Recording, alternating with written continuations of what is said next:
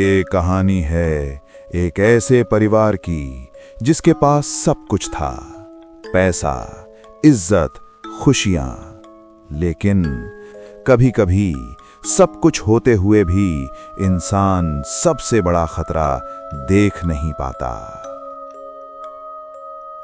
ये कहानी है उत्तराखंड के एक छोटे से पहाड़ी गांव की, जहां रहता था एक खुशहाल परिवार। राघव, उसका छोटा भाई करण और उनके मम्मी पापा।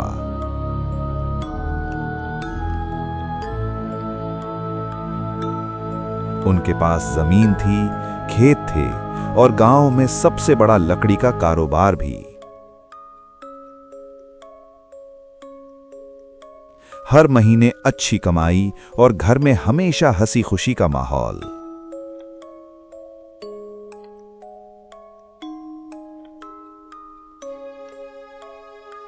सब कुछ बिल्कुल परफेक्ट था।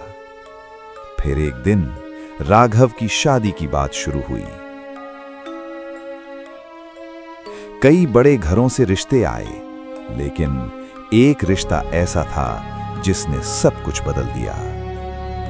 उस लड़की का नाम था संध्या। उनके पास न ज्यादा अमीर न कोई खास दिखावा, लेकिन उसकी आंखों में कुछ अलग था, कुछ अजीब।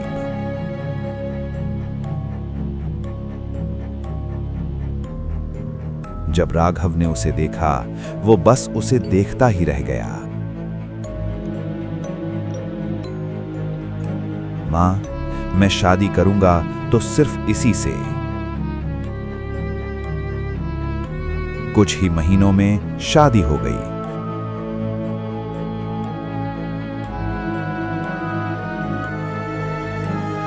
धूमधाम से पूरे गांव में चर्चा हुई। संध्या इस घर की बहू बनकर आई।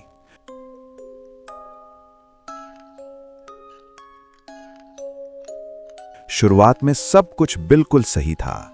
वो सबका ख्याल रखती, कम बोलती और हर काम में परफेक्ट। लेकिन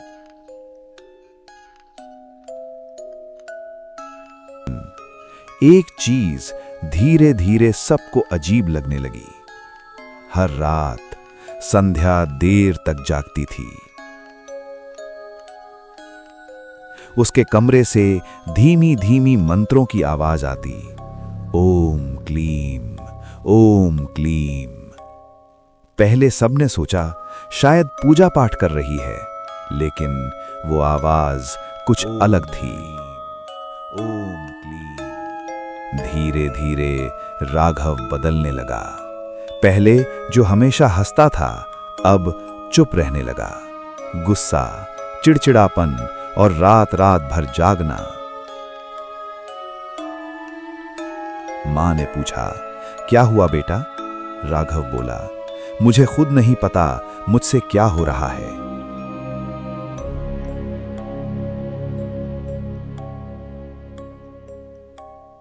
एक रात करण की नींद अचानक खुली। ओम क्लीम, ओम क्लीम। उसे वही मंत्रों की आवाज सुनाई दी। ओम क्लीम। दिल जोर जोर से धड़क रहा था, लेकिन वो धीरे धीरे संध्या के कमरे की तरफ बढ़ा। ओम क्लीम, ओम क्लीम। दरवाजे के पास पहुंचकर उसने अंदर झांका और जो उसने देखा, उसकी रूह कांप गई। संध्या जमीन पर बैठी थी। चारों तरफ काले धागे, लाल सिंदूर और बीच में एक फोटो, राघव की फोटो। उसकी आंखें बंद थीं और वो मंत्र पढ़ रही थी। ओम क्लीम, ओम क्लीम, ओम क्लीम। उस दिन के बाद करण बदलने लगा। वो बिना वजह संध्या के पास जाने लगा। उसे खुद समझ नहीं आ रहा था मैं ऐसा क्यों कर रहा हूं, लेकिन हर रात जैसे कोई ताकत उसे खींच रही हो। एक रात करण खुद को रोक नहीं पाया। वो उसके कमरे के पास गया दरवाजा थोड़ा खुला था। अंदर से आवाज आई, आ जाओ करण। उसका दिल रुक सा गया। अगले दिन करण ने सब कुछ अपने पापा को बताया। पहले उन्होंने विश्वास नहीं किया, लेकिन उसी रात उन्होंने खुद देखा, संध्या आधी रात को घर से बाहर जा रही थी। वो उसके पीछे पीछे गए। गांव के बाहर एक पुराना सुनसान शमशान।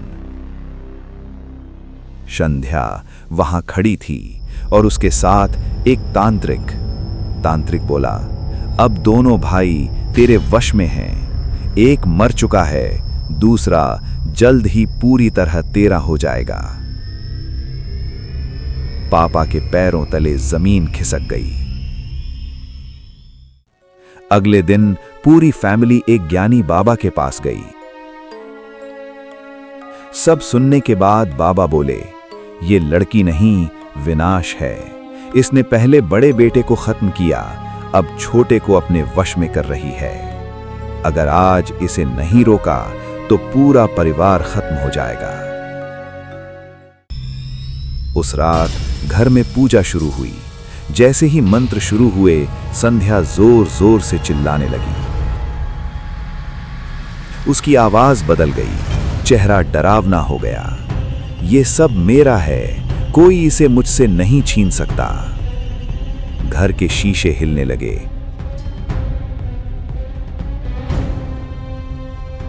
और अचानक संध्या जमीन पर गिर पड़ी।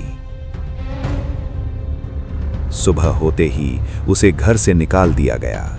राघव की हालत धीरे धीरे ठीक होने लगी।